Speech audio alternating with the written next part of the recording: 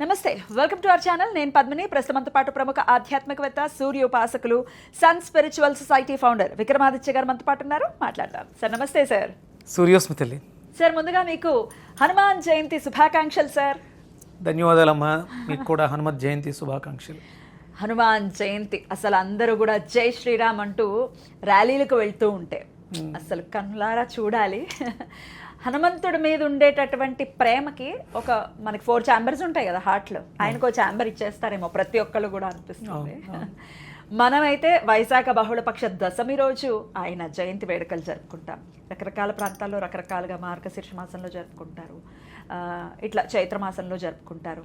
మరి మనమైతే ఇప్పుడు వైశాఖ బహుళపక్ష దశమి రేపు 12వ తారీఖు చాలా చాలా విశేషంగా మంగళవారం హనుమాన్ జయంతి.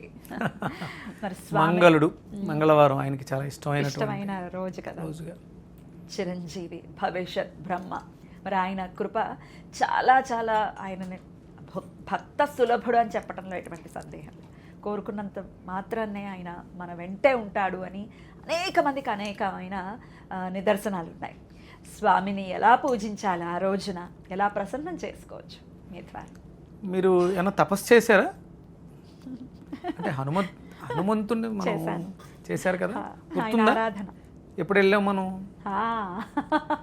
అవును కదా, హనుమత్పురం మాఘమాసంలో వెళ్ళాం. అక్కడ హనుమద్వార దేవాలయం. ఆయన అక్కడ సూర్యనారాయణమూర్తికి సంబంధించిన కార్యక్రమం జరుగుతుంటే చుట్టుపక్కల గంతులు, విపరీతంగా ఆనందం ఆయన కదా. రామచంద్రమూర్తికి జరిగిన కార్యక్రమాల్లో ఆయన లేని సమయం ఉండదు. అలాగే సూర్యనారాయణమూర్తికి సంబంధించినటువంటి ఆరాధనలో ఆయన లేని ఉండదు. కదా మరి కపిధ్వజం అంటే కోతి కదా. సూర్యకిరణాల్లో ఆ కిరణాలకు ఒక లక్షణం ఉంటుంది, దాని పేరు కపి. సూర్యుడి కిరణాలలో ఒక లక్షణం, అది హనుమంతుల్లో ఉంది కాబట్టి ఆయనకి ఆ నామం ఇవ్వబడింది. మనం అప్పుడు చూసాం హనుమత్పురంలో స్వయంభూ హనుమంతులు వారి దేవాలయం, 200 సంవత్సరాల నాటి చరిత్ర. సూర్యనారాయణమూర్తికి అర్ఘ్యం ఇస్తున్నట్టు ఇలా ఉంటాడు ఆయన. అభయాంజనేయ స్వామి, ప్రసన్నాంజనేయ కాదు ఆయన ప్రసన్నాంజనేయ స్వామి. కాకపోతే ఆయన ఏంటంటే సూర్య ఉపాసనలో అర్ఘ్యమిస్తూ, అంటే మన హనుమంతుల వారిని అలంకారాలతో చూడం.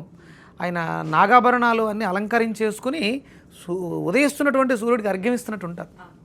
బాల హనుమంతుడు ఎంత ముద్దుగా ఉంటాడు ఆయన. అద్భుతం అసలు నిజంగా. అంటే ఏ జన్మ పుణ్యమో ఆ హనుమత్పురం దేవాలయం.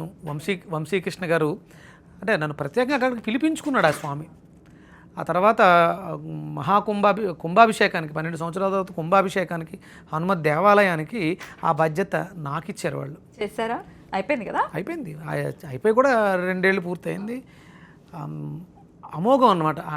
అంటే ఆయనతో ఉన్న అనుభవం ఎంత అంటే, ఆ కుంభాభిషేకం 5 రోజులు నేను ఆ గర్భగుడిలోనే నిద్ర చేశాను. దీక్ష తీసుకుని 5 రోజులు కుంభాభిషేకానికి గర్భగుడిలో పడుకున్నాను. హనుమత్ దీక్ష చేశారా? హనుమత్ దీక్ష చేసి వైశాఖ మాసంలో హనుమత్ జయంతికి కుంభాభిషేకం అలా ఏర్పాటు చేశారంటే ఈ అనుభవం ఎందుకు చెప్తున్నాయా? ఫొటోస్ ఉంటే ఇవ్వండి. ఇప్పుడు ఉన్నాయా? ఉన్నాయి. నేను పంపిస్తాను శివ. వెయ్యి నేను అక్కడ నిద్ర చేసినప్పుడు, అంటే మనం మామూలుగా ఆ లోపల నుంచి వచ్చినటువంటి ఆ శబ్దం విన్నారా? గర్భగుడి బయట, గడప బయట ఆ తలుపు వేసేసిన తర్వాత బయట పడుకున్నాం. దాని తర్వాత బయట ఓపెన్. 5 రోజులు ఆ స్వామి గర్భగుడిలో పడుకునేటువంటి భాగ్యం. అర్ధరాత్రులు అంటే నిరంతరం కూడా ఆ వైబ్రేషన్, ఆ శబ్దం. అంటే నేను జన్మ తీసుకుంది కూడా మంగళవారమే.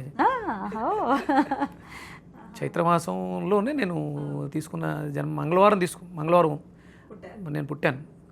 అందులోనూ అది అశ్విని నక్షత్రం, మేషరాశి. అంటే అవన్నీ ఉంటాయేమో. మీకు ఇంతకుముందు కూడా మనం పంచుకున్నాం.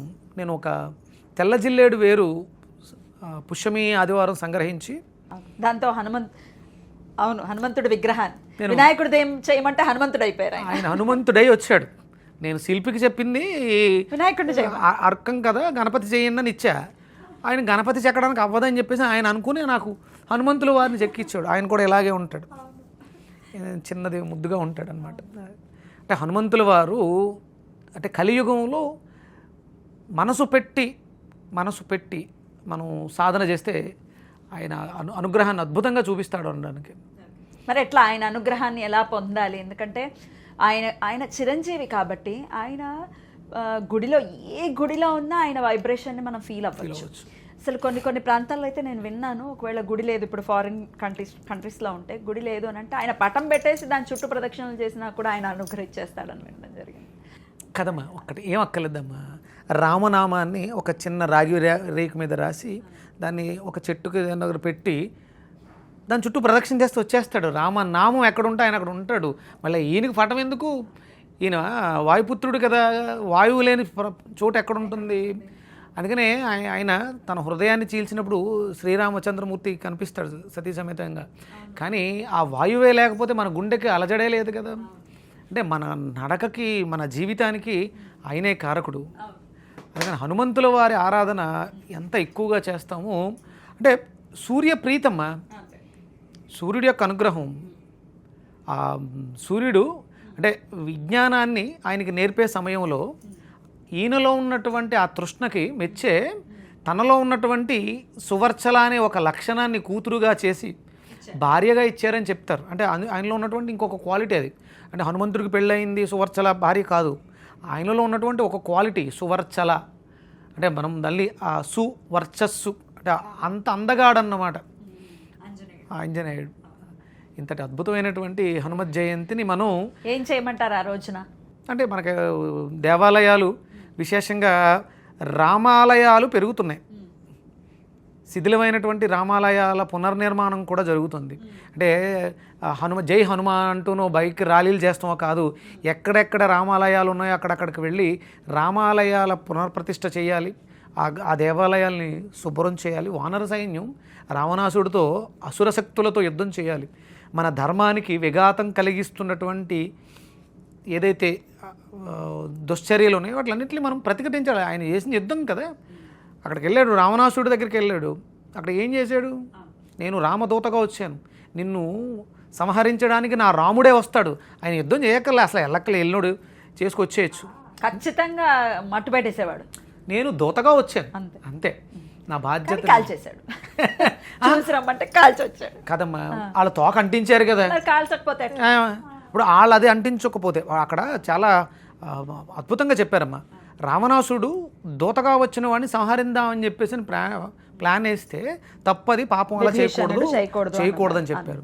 అక్కడికి రెచ్చగొట్టడానికి ఎంత ప్రలోభ పెట్టినా శాంతంగా ఉన్నాడు. ఇప్పుడు మన వాళ్ళు అందరూ కూడా వివాదానికి దిగినప్పుడు రెచ్చిపోతారు. వద్దు, అలా మౌనంగా ఉండాలి, చేయాల్సిన పని తగలబెట్టుకుంటూ వచ్చేయాలి. వాళ్ళ తోకకి నిప్పంటించాలి, తట్టుకోలేక కడుపు మంటతో మనం వాళ్ళందరినీ తగలెట్టేయాలి.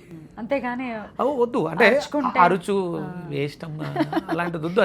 అది రాముల వారి లక్ష్యం కాదు, హనుమంతుల వారి లక్ష్యం కాదు. రామనామాన్ని మనసులో నిలుపుకొని హనుమత్ భక్తితో రామరాజ్య స్థాపన కోసం మనం అందరం ప్రయత్నం చేయడానికి ఈ హనుమత్ జయంతి వేదిక కావాలి. ఇది మన సంకల్పం. అంటే నేను ఇక్కడ మనకి ఎల్వి ప్రసాద్ దగ్గర దక్షిణాభిముఖుడై ఉన్నటువంటి హనుమంతులు వారు ఉన్నారు, చాలా పవర్ఫుల్. నేను ఇంచుమించు 41 రోజు 108 ప్రదక్షిణలు చేశాను. ప్రతి రోజున ఏదైనా కామ్యార్థం చేశారా? కామ్యార్థమే తీరిందా? వెంటనే తీరకుండా ఉంటాయి. 108 చేయాలా? అంటే 11 అట్లా కాదు, అది ఎవరి ఓపిక వాళ్ళదమ్మా. నా కామ్యం పెద్దది. నేను ఇంతమంది జనాల హృదయాలను కొల్లగొట్టాలనుకున్నాను. అంతకు ముందు చేశారా? ఏంటి కోరిక, ఏంటి చెప్పండి? ఇంతమంది హృదయాలు కొల్లగొట్టాలి. కొట్టేశారు. ఇప్పుడు ఆయనలో వ్యాకరణ శక్తి ఉంది. అదేగా ఈరోజు నేను మీతో మాట్లాడుతున్నటువంటి జ్ఞానాన్ని అడిగాను. హనుమ, నీకున్నటువంటి జ్ఞానం నాకు ప్రసాదించు. అది సూర్యుల్లో ఉందని చెప్పాడు, అందుకని సూర్యోపాసనలోకి దిగాను. దాని తర్వాతే నేను అద్భుతమైనటువంటి ఈ స్థితిని సాధించగలిగాను. దక్షిణాభిముఖుడై ఉన్నటువంటి, అంటే మనకి వేదాలు యజుర్వేదము, ఋగ్వేదము, సామవేదము, అథర్వణ వేదము, ఒక్కొక్క వేదము ఒక్కొక్క దిక్కుకి ఆధిపత్యాన్ని ఇస్తాయి. ఈయన ఉత్తరాన్ని ఉండి దక్షిణాన్ని చూస్తాడు. దక్షిణానికి యజుర్వేదం అధిష్టాన్ని ఇస్తుంది. అంటే మన యజ్ఞయాగాది క్రతువులు చేయడానికి కావలసినటువంటి అద్భుతమైనటువంటి ఫైర్ దక్షిణంలో ఉంటుంది. అందుకని అంటే దిక్కులకు ఉన్నటువంటి ప్రాముఖ్యత, దక్షిణాభిముఖుడై ఉన్నటువంటి హనుమంతుల వారి ఆరాధన మిమ్మల్ని అద్భుతమైనటువంటి పాండిత్యం వైపు తీసుకెళ్తుంది. Okay okay. లేకపోతే మామూలుగా అయితే ఈస్ట్ ని చూస్తూ ఉంటాయి జనరల్ గా. జనరల్గా ఉంటాయి. అలాగే కొన్ని ఏ గుడికైనా ఏ గుడికైనా వెళ్ళొచ్చమ్మా. అంటే ఒక్కొక్క కామ్యం తూర్పుకు తిరిగి ఉన్నటువంటి హనుమంతు విగ్రహంలో ఉండేటువంటి ఆ వేదం యొక్క శక్తి వేరు. పడమరగా తిరిగి ఉన్నటువంటి సాధారణంగా ఉండవు. ఒకవేళ ఏమైనా ఉంటే పడమరలో ఉండేటువంటి హనుమంతుల వారి దగ్గర సామగానం ఉంటుందంట, సామవేదం. అంటే ఆయా దేవాలయాల ప్రాముఖ్యతవి. అంటే ఒక్కొక్క వేదము ఒక్కొక్క ఆవరణగా మనకి ప్రవేశాన్ని ఇస్తాయి, మనలో జ్ఞానాన్ని పెంపొందిస్తాయని శాస్త్రం చెప్తూ ఉంటుంది. అందుకని హనుమంతుల వారి ఆరాధన గుండెల్లో నిలిచిపోవాలమ్మా. అది ఏం చెప్తుందంటే రామభక్తిని చెప్తుంది. ఏ నామం చదువుతూ ప్రదక్షిణలు చేయమంటారు? అది అంటే ఆయన నామంలో అద్భుతమైనటువంటి నామం. ఇందులో ఆయన యొక్క భక్తి, ఆయన సంజీవుని పర్వతంతో ఏం చేసాడని ఉంటాయి. హనుమ అంజనాసును రామేష్ట ఫల్గుణ సఖ పింగాక్షో అమిత విక్రమ ఉదదిక్రమణ చైవ సీతాశోక వినాశక లక్ష్మణ ప్రాణదాత చ దశగ్రీవస్య దర్ప. ఇవి ద్వాదశ నామాలు. ఆయన ఇది చదువుకుంటూ చేసేవారా? ఇది చదువుకుంటూ 108 ప్రదక్షిణలు. చాలా అద్భుతం అమ్మా. అంటే నేను ఆ రిజల్ట్స్ చూశాను. ఆయన ఉన్నారు అనేది ఎంత సిగ్నిఫికెంట్గా ఆయన చూపిస్తారు అంటే, ఇవాళ బుధవారమా, నిన్నేగా మంగళవారం, అవును, నిన్న నుంచే నేను ప్రదక్షిణలు మొదలు పెట్టాను. నేను రోజు నిన్నంతా అనుకున్నాను ఏదైనా నామని చెప్తూ చేస్తే శ్రీరామ శ్రీరామ అంటూ చేస్తున్నా, అది చాలా ఇష్టం కదా అనుకుంటూ చేస్తున్నా. ఏదైనా నామం నాకు స్వామి తెలియజేస్తే బాగుండు అనుకున్నా. ఈ రోజు మీ ద్వారా వచ్చేస్తా. నిజంగా 41 రోజులు నేను కూడా ఇలాగే చేస్తాను. అంటే అక్కడ మనం సీతమ్మ తల్లిని, హనుమంతుల వారికి జన్మనిచ్చినటువంటి తల్లిని, వాయువుని అందరినీ గుర్తు చేస్తూ లక్ష్మణ ప్రాణదాత దశగ్రీవస్య దర్ప. అద్భుతమైనటువంటి హనుమా అంజనాసును రామపుత్రు వాయుపుత్రో మహాబల, అన్ని నామాలు వస్తాయి అందులో. ఈ నామాలు చేసుకుంటే అసలు ఎలాంటి ధర్మబద్ధమైన కోరికైనా నెరవేరు. అమ్మ, కోరికలు తీర్చటమే భగవంతుడి యొక్క లక్ష్యం. అది ఏమీ కోరుకోకు, నువ్వు ప్రదక్షిణ చేయి, నీ మనసు ఆయనకు అర్థమవుతుంది. అంటే నేనేమంటానంటే అడిగితే అడిగిందే ఇస్తాడు, అడగకపోతే అన్నీ ఇస్తాడు, ఏదో ఇస్తాడో అది ఇస్తాడు. చేసుకుంటూ వెళ్ళిపోతే వచ్చి తీరుతుందమ్మా, తీరాలంతే. ఇది ప్రమాణాలు. ఏ సమయంలో చేయమంటారు? అంటే ఉదయం మనం ప్రశస్తంగా ఉంటుంది. మనం అంటే మన గజిబిజి లైఫ్లో హడావుళ్ళాట్లు మర్చిపోతాం. ఒక లైఫ్ పద్ధతిగా విధానంతో పెట్టేసుకోవాలి. పొద్దుటే చేసేస్తే అద్భుతమైనటువంటి ఈ హనుమత్ జయంతికి ప్రారంభించండి, చేస్తే చాలా అద్భుతమైనటువంటి ఫలితాలు చూస్తాం. అమేజింగ్. చాలా చక్కటి విషయాన్ని తెలియజేశారు. ముందు నాకు చాలా చాలా సంతోషంగా అనిపిస్తుంది. అది మీరు నిన్న మొదలు పెట్టడం, ఆ మంత్రం ఏమైనా ఉంటే బాగుంటుంది అనుకోవటం, మీ ద్వారా తెలియటం, మీరు చేసింది అందున. ఎందుకంటే నేను ఇప్పుడు చేసి ఇంచుమించు 10 ఏళ్ళు అయిపోతుంది, ఇంకా లోపల ఉంది. మీరు అడిగిన వెంటనే అంటే ఒకసారి సిద్ధి పొందేస్తే మళ్ళీ మనం ఏం చెయ్యక్కర్లా, అలా ఉండిపోతుంది మంత్రం. అంటే ఆ సిద్ధిని పొందంటే ఆ శక్తి నాలో ఉండిపోయింది. నేను చాలా మంత్రాలు సిద్ధిని తీసుకున్నాను, అంటే అది నాలో గుర్తుందంటే నేను సిద్ధిని పొందాను. జస్ట్ గుర్తు చేసుకున్నాను. హనుమ అంజనాసును కొంచెం అటు ఇటుగా, హనుమ అంజనాసును వాయుపుత్రో మహాబల రామేష్ట ఫల్గుణ సఖ. రామేష్ట అంటే రాముడు అంటే రాముడికి ఇష్టమైన వాడ. పింగాక్షో అమిత విక్రమ. అద్భుతమైన సిద్ధిని పొందితే ఒకసారి చదివేస్తే దాన్ని మళ్ళీ మనం చదవక్కర్లే. అంటే హిందూ ధర్మంలో ఉన్నటువంటి 33 కోట్ల, అంటే 33 రకాల 33,000 కోట్ల కష్టాలకి, వస్తున్న కష్టాలకి అద్భుతమైనటువంటి మంత్రశక్తి మన లోపల ఉండిపోతుంది. ఒక్కసారి ఆస్త్రం తీసి బాణం వేస్తే కొట్టేస్తాం. అద్భుతం. చాలా బాగా చెప్పారు సార్. చాలా చాలా బాగుంది. అందరూ కూడా చక్కగా చేసుకుని స్వామికి దగ్గరయ్యి వాళ్ళ సమస్యల నుంచి బయటపడాలని సందర్భంగా మనవి చేస్తాం. అందరికీ హనుమాన్ జయంతి శుభాకాంక్షలు. మీకు కూడా సూర్యోస్మి. సూర్యోస్మి. జై శ్రీరామ్. జై శ్రీరామ్.